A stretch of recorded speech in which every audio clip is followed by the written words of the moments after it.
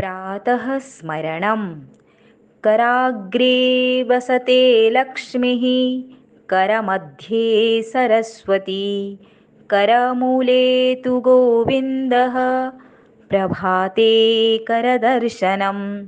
समुद्रवसने देवी, पर्वतस्थनमण्डले, विष्णुपत्नी नमस्तुभ्यं, पादस्पर्शं क्षमस्व मे।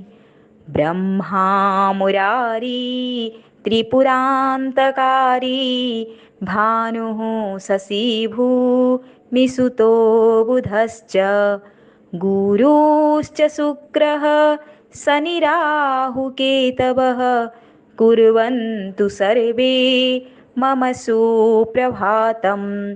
सनत्कुमारः सनकः सनन्दनः, सनातनोऽप्यासुरिपिङ्गलौ च, सप्तस्वराः सप्तरसातलानि, कुर्वन्तु सर्वे मम सुप्रभातं।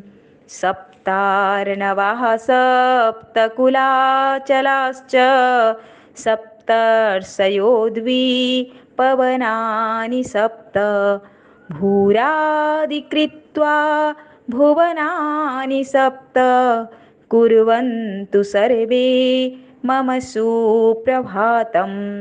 पृथिवी सगन्धा सरसास्तथापः, स्पर्शी च वायुर्ज्वलनं च तेजः, नाभः सशब्दं महता सहेव, कुर्वन्तु सर्वे मम सुप्रभातं। प्रातः स्मरणम् एतद्यो विदित्वा दरतः पठेत्, स सम्यग् धर्मनिष्ठः स्यात्, सश्रुताखण्डभारतः। भारत माता की जय।